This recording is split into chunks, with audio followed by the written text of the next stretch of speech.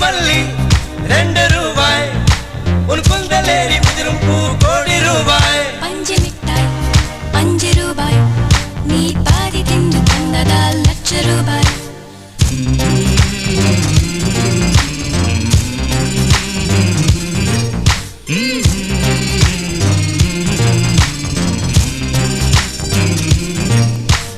காதலிக்கும் பெண்ணின் கைகள் தொட்டு நீட்டினால் சின்ன தளர் கூட தங்கந்தானே காதலிக்கும் பெண்ணின் வண்ண கண்ணம் ரெண்டிலே மீண்டும் பருவம் கூட பவழம் தானே